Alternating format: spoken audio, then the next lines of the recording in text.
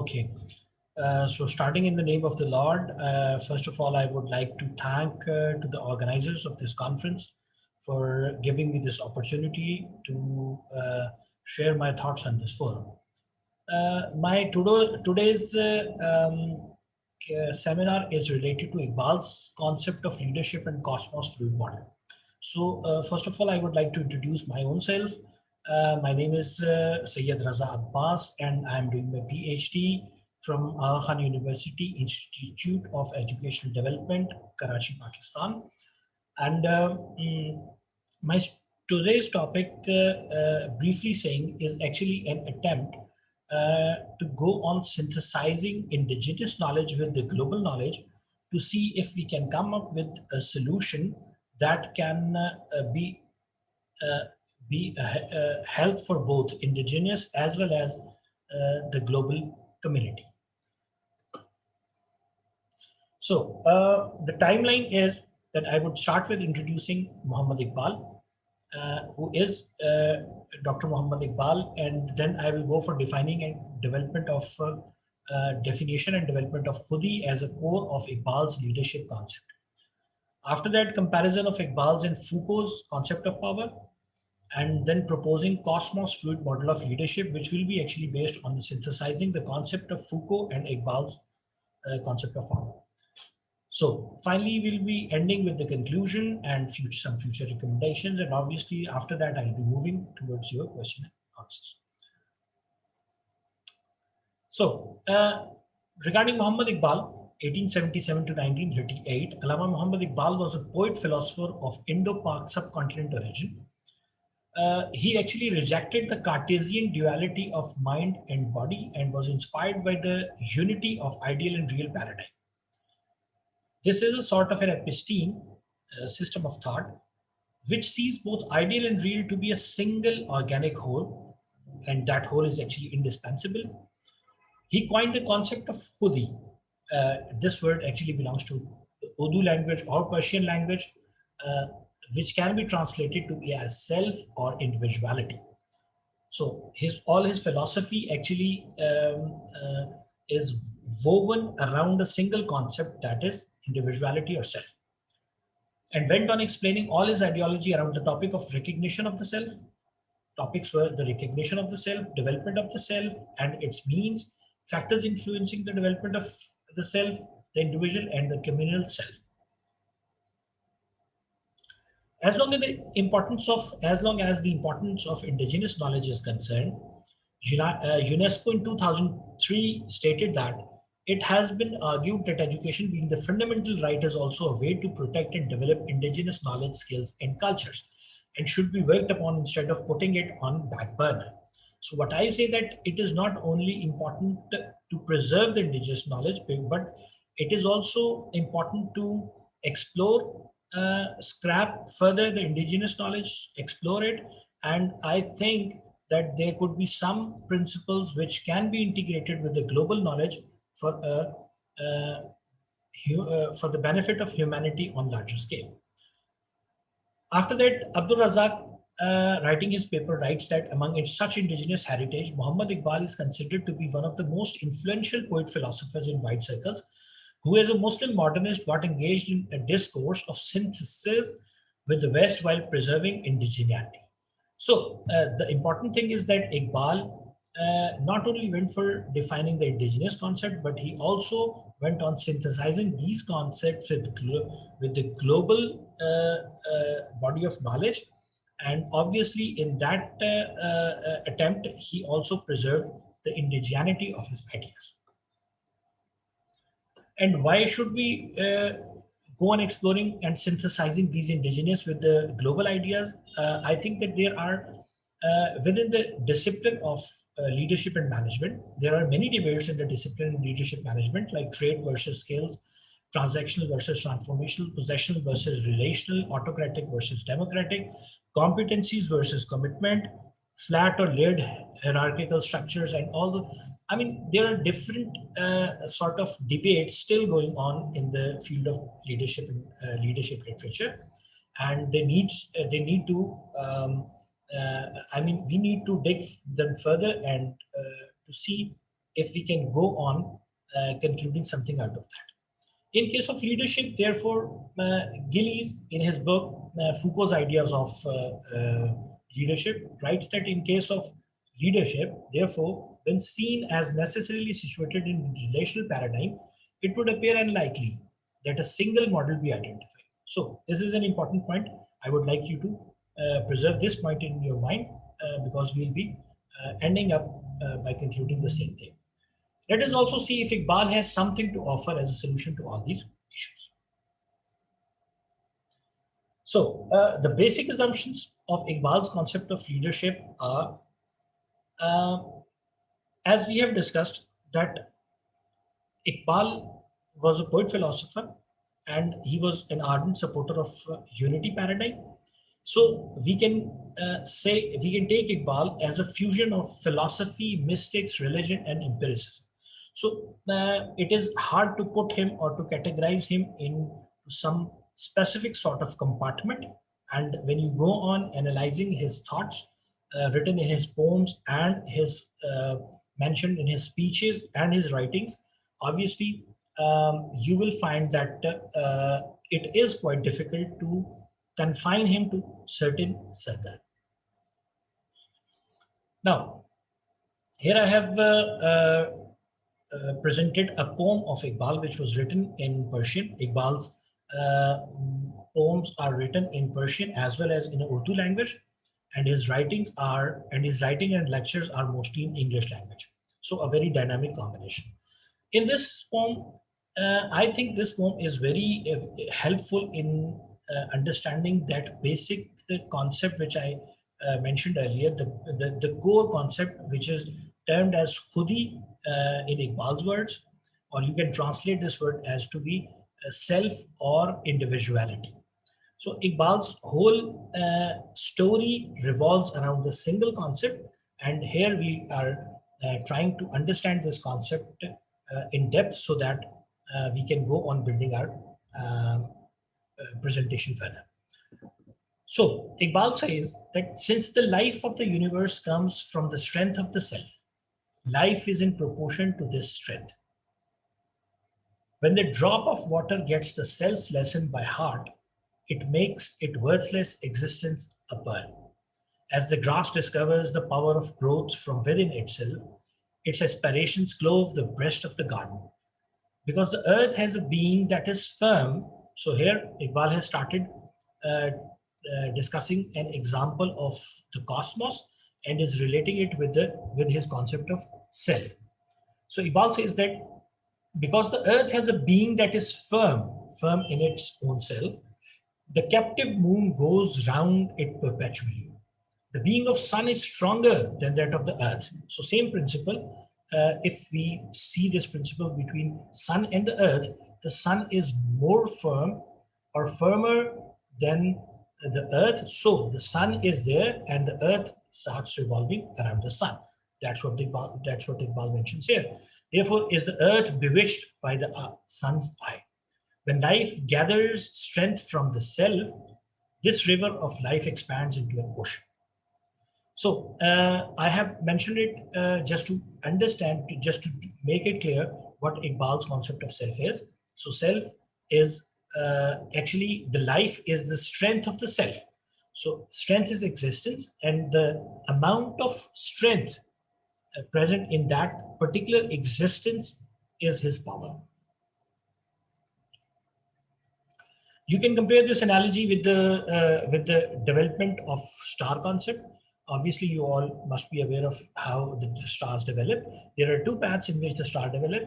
If the gas accumulated around the nebula is less in amount, it will take the upper path, which will keep on following its stages and will finally end into a black dwarf. And that black dwarf is actually a thick mass which has which has a huge gravity, and obviously that gravity, the power of that self or that particular thing will be operating in its surroundings and will be making the objects in the surroundings to go revolving around this particular black dwarf. But if the nebula's gas is more and the nebula's gravity is greater, and it has been able to gather more gas around it, the thicker mass around it, obviously the lower path will be followed, and that will end to be a black hole. And you all know that black hole is actually a very dense sort of an object which has a huge amount of gravity, and even the light cannot escape the black hole's gravity. So this is the whole concept, the concept of Iqbal's self, because the life is actually inspired through the strength of the self, the amount of the strength the self has in itself, the amount of life it has in itself. So this was the concept of Iqbal's Khudi. Now, this Khudi has actually stages of development, as we see that every development has stages.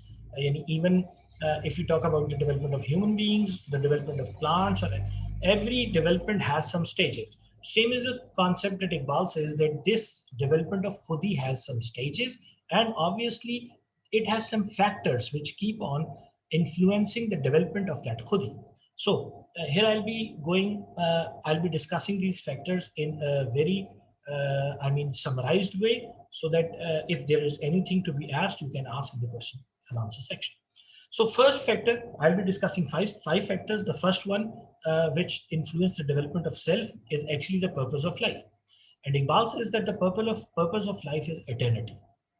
Eternity, why eternity? Because Iqbal is fond of emancipation. Iqbal says that the true objective of life is total emancipation, ultimate emancipation, and eternity could be one. Eternity could be a good representation of that ultimate emancipation. And for that, Iqbal mentions in one of his prose that a free man feels unhappy to live in a world of others. And even Iqbal says that whomever you think the entity is who has created the world, or whatever your concept about the world is, this world is not created by your own self. So when it is not created by your own self, you should feel embarrassed living in this world, because a free man feels unhappy to live in the world of others. So you can imagine how deep the concept of emancipation of Iqbal is. So after that, Iqbal says that our creed, like that of the swift-footed wave, is the adoption of the road and rejection of the goal. So our main the main aim of the development of the self is actually not the destination itself, but it is the journey itself. So you should be your aspirations should be to opt the journey and to reject the goal. So it is actually the manifestation of true emancipation, which can go on liberating you from all the limitations, even from the limitations of time and space. Second factor is actually freedom. And you all know that freedom is very much important, because Iqbal, the third and fourth factors for Iqbal is creativity and action. And obviously the creativity cannot foster in an environment where total freedom is not available. So Iqbal says that for creativity and originality, freedom is very important, because without freedom, these things cannot be fostered in the self. The third factor is creativity and action. The third factor affecting or influencing the development of Khudi are creativity and action. So Iqbal says that why is originality of thought and action? What is originality of thought and action? An urge to revolution.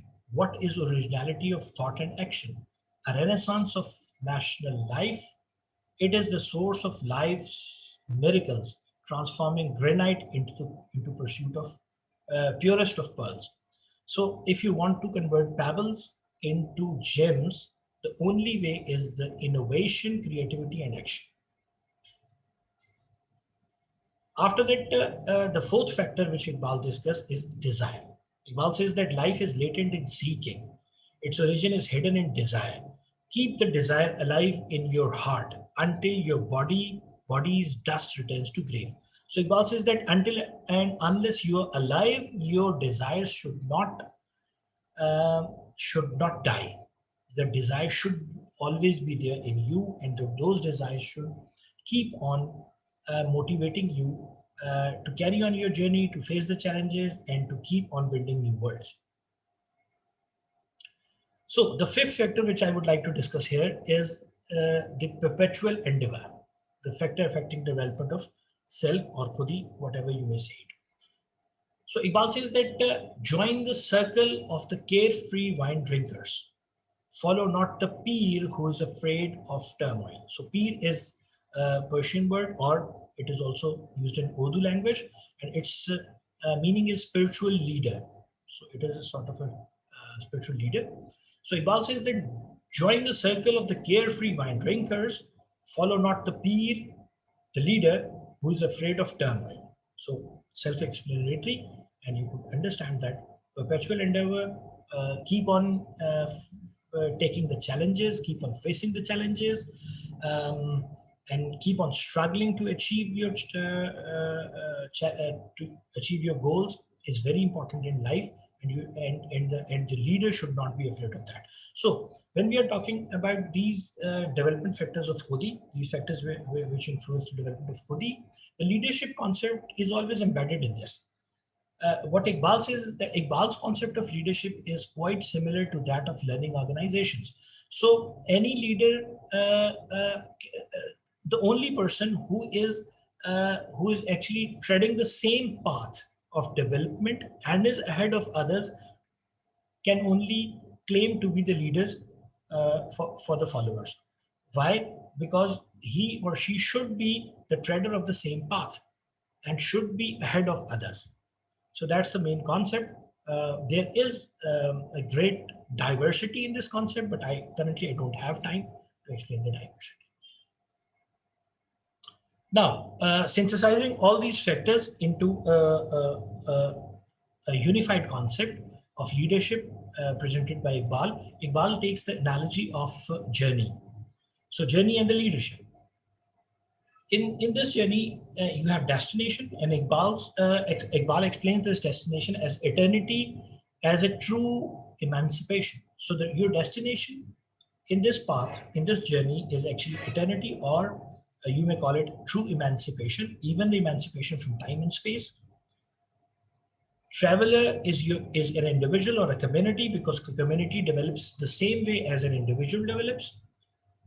Your mean is your desire, which is your fuel, and that keeps on burning inside yourself, inside the self, and it keeps on motivating the self to face the challenges and achieve the goal.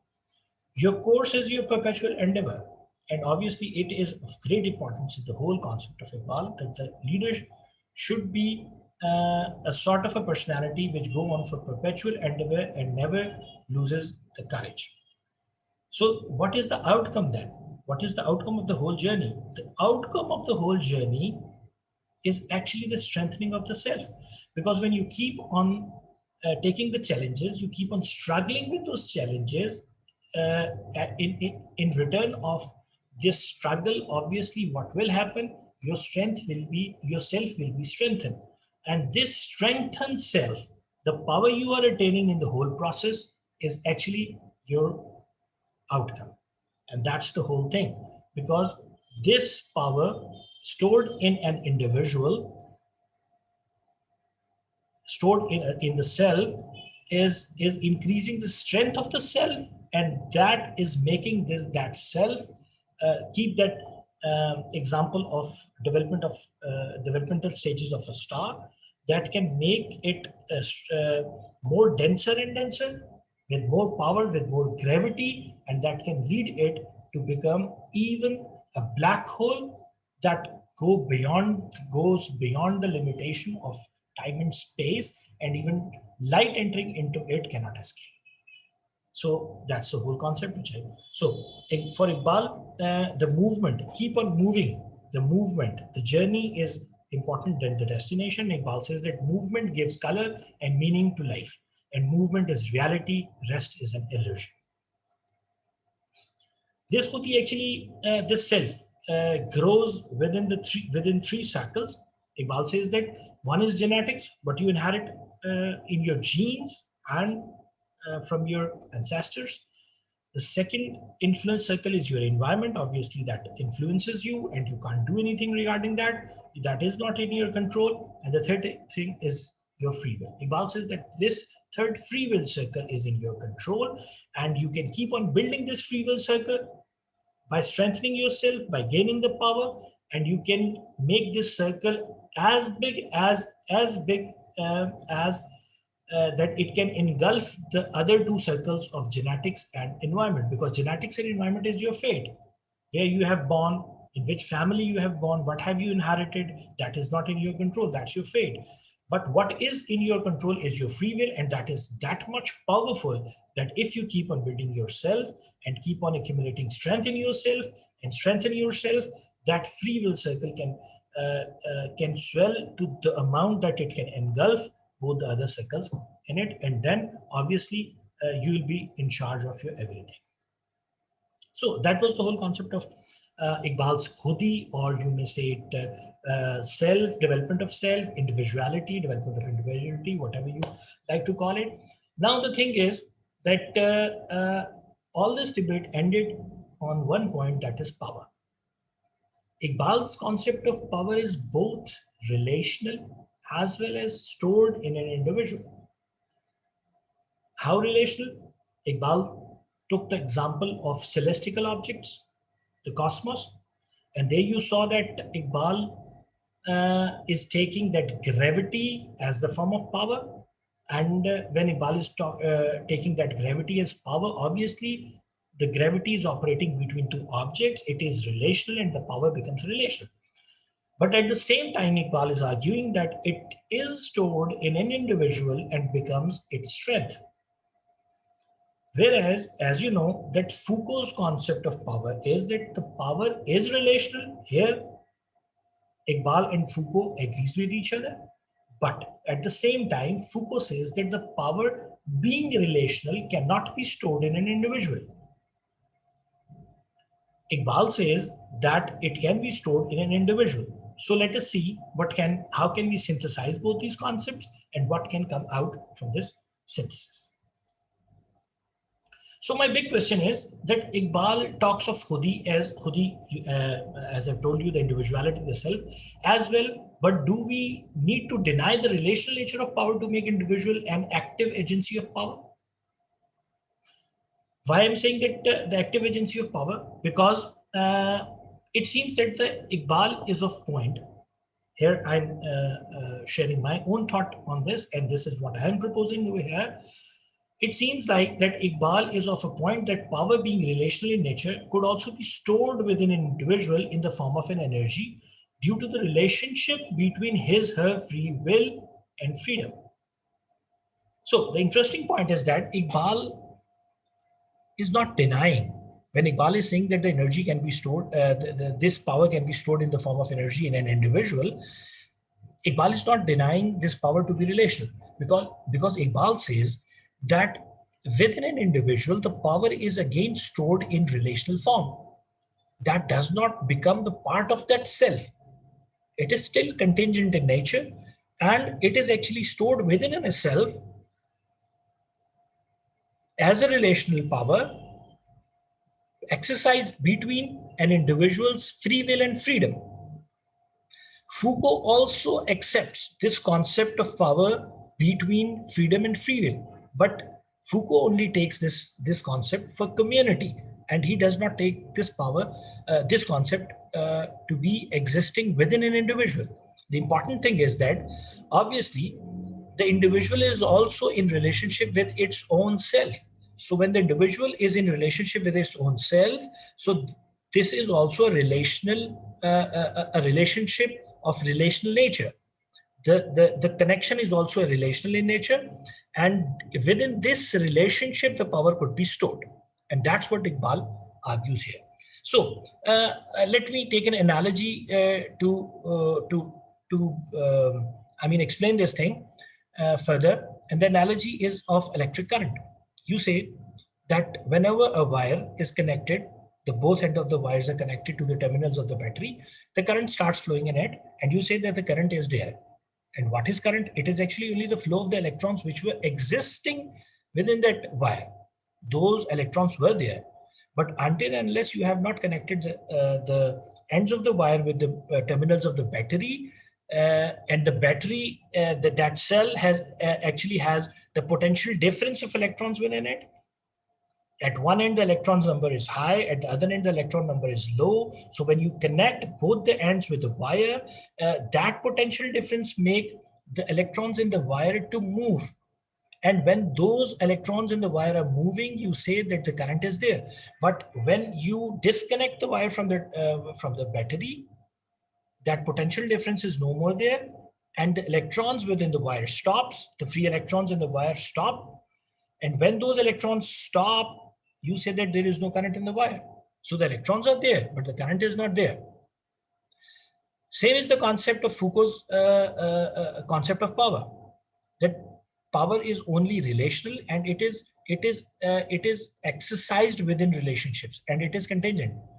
And you cannot point out the power. Power can only be seen as outcomes. So my point is that when you look at the cell, inside the cell, the power, that power is stored in the form of relationship between the two terminals. Take one terminal as your free will, the other as your freedom. So the maximum number of resistance you show here, and you keep on increasing the difference between the two terminals, your freedom and your free will, that you take charge of your free will and start using your free will as it should be used. And you are actually in charge of your free will, and exercise your free will in your freedom circle. So the more you are in charge of your free will, and you keep on using and you keep on increasing the difference of free will with your freedom, the more power is stored within a self. So the concept is the same. Let me read some other things out of here. Why am I arguing for this concept? Because some of the intellectuals, some of the researchers, while writing their writings, have pointed the fact that when you go on reading Foucault's concept of power, Iqbal has also theorized the human body, and Foucault has also tried to theorize the human body. The difference is that when Foucault theorizes the human body and talks about the concept of power, Foucault seems to take human beings as passive entities which are subjugated or subjected to that power of discipline or anything. For example, Foucault take them as docile bodies as taken in discipline and punish, and bodies saturated with disciplinary techniques as mentioned in the history of sexuality. So the problem is that it seems like that Foucault takes individual more in passive way and not as an active agent. Whereas, in other words, when leaders and followers are involved in power, that's what the Foucault is saying. Followers always have choice about how their actions are affected by the actions of leaders. Foucault described this inherent instability at the heart of power relations as the recalcitrance of will and the intransigence of freedom. So you can take it that freedom and free will both are invading each other, freedom invading free will, and free will invading freedom. And actually this inherent instability relationship having power at its heart is actually a true representation of relational sort of nature of power in the society. And if you just take this relationship concept of power within an individual, taking free will at one end and freedom and at the other end, and take all the same phenomena which Foucault is mentioning here, then we can better understand Iqbal's point that in that relational nature, the power could be stored in an individual. So at that time, the power will be stored in an individual, but that power will not be the part of individual self. That will be held by the self. That is a contingent sort of power that is held by the self only because of the relational nature of it between the freedom and the free will within an individual. And as long as you discharge this this difference between your freedom and free will, obviously the energy will also be lost. So my question is, this is the point why I am saying that Iqbal is taking the power to be stored within individual as a contingent entity, because if it would have been stored as within the self and became the part of the self, then it was not, possible to discharge it again from the self. So I think my point is clear right now.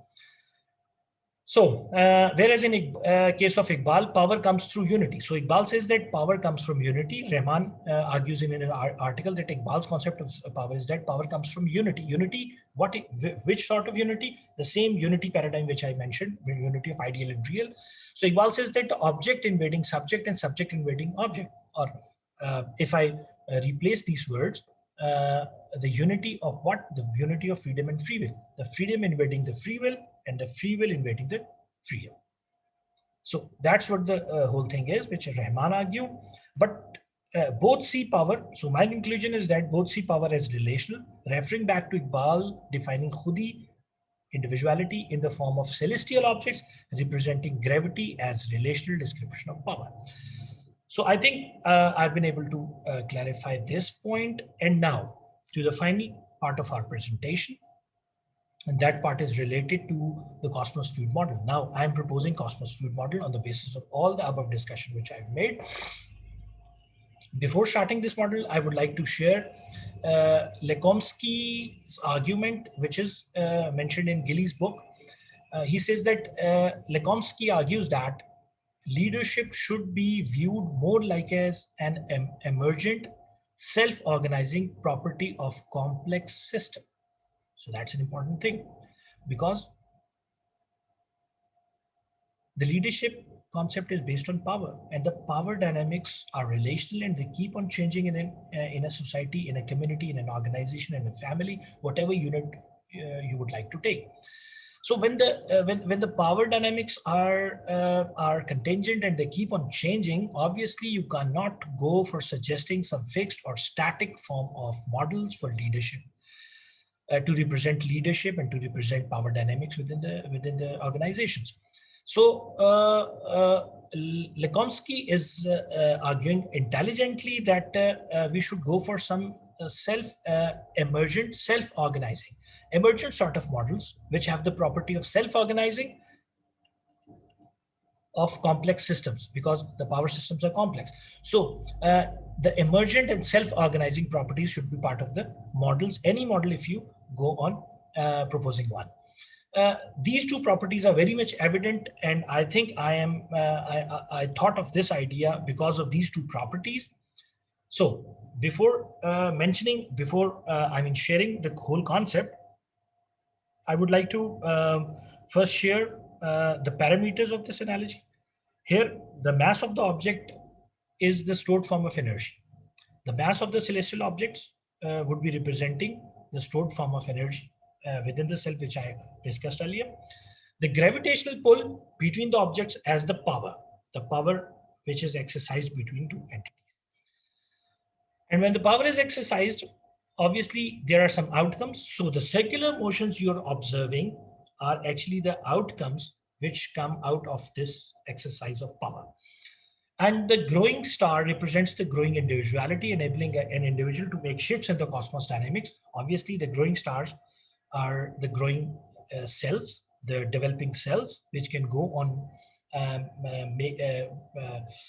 which can grow on from a small entity to a black hole. And obviously, as the power dynamics are changing in that specific star, and it is becoming more denser and more powerful, it is influencing the whole cosmos and is changing, creating changes in the whole cosmos structure.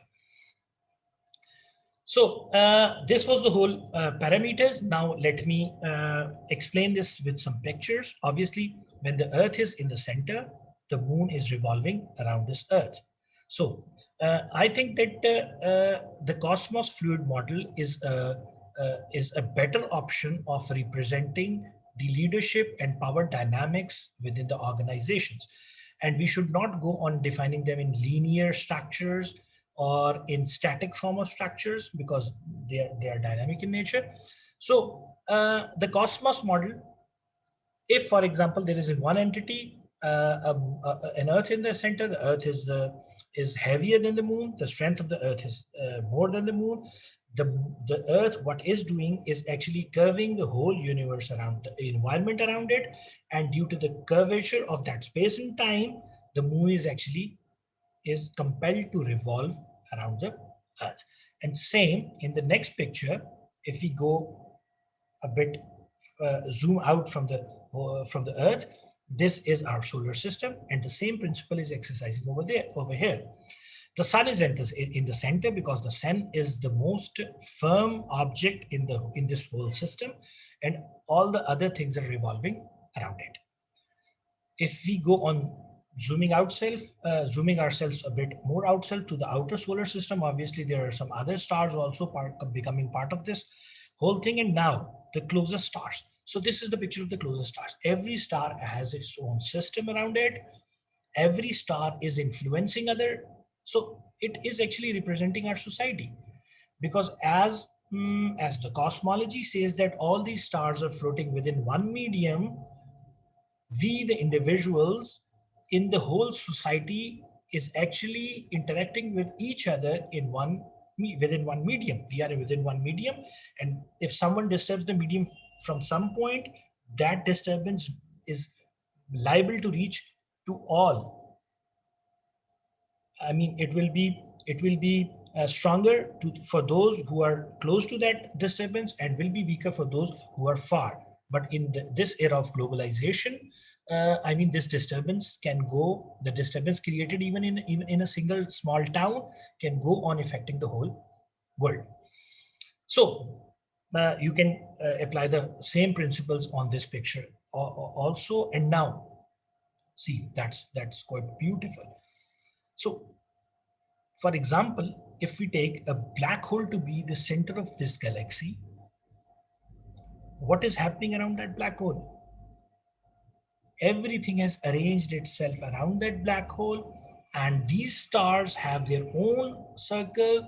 Those planets revolving on those stars have their own moons, and you can even go to the subatomic structures where you can find electrons and protons all revolving in the same revolution, and sharing the same principle with every other object.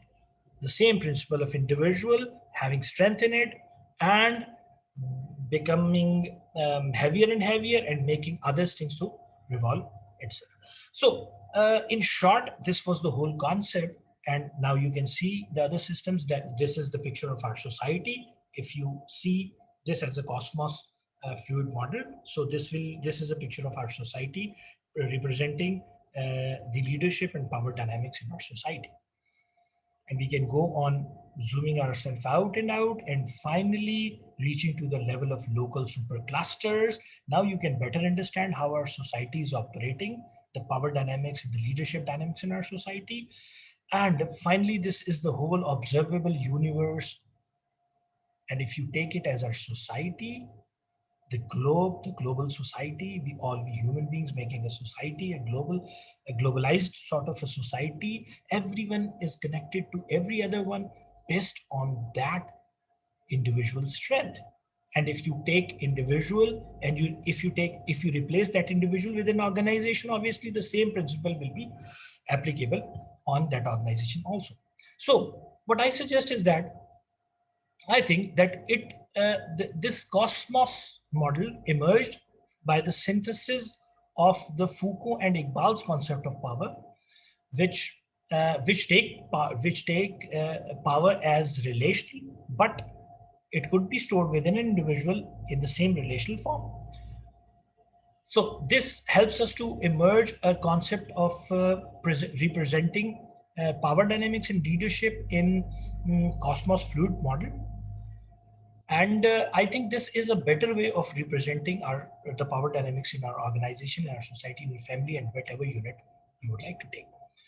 So what I suggest is that even the hierarchical structure of organizations should be should be formed in this fluid cosmos sort of models, because there could be changes. For example, if there is one, I mean, let's take it as the centralized or decentralized sort of a thing. So if a personality who is very strong personality with respect to his knowledge, skills, and attitude, a very strong sort of a personality, and it enters into your, organization. Uh, uh, the natural consequence of that thing will be that he will certainly take the lead, and the others will start arranging themselves around that personality to learn from that personality, and that's natural. For example, if you replace this central powerful personality with some three or four or five personalities, the organization structure will then change. And this also represents some of the other dynamics in a very good way. For example, if authoritative personality is there in the organization who has the legal authority in that organization, but in some lower ranks, a personality who is uh, i mean uh, more stronger in knowledge, skills, and attitude to that upper personality who has the legal authority, enters into the organization. Obviously the power dynamics will be disturbed. Even if the legal power rests with someone else, the structure of the organization will be disturbed, and on the basis of power dynamics, it will rearrange itself and will take a new shape.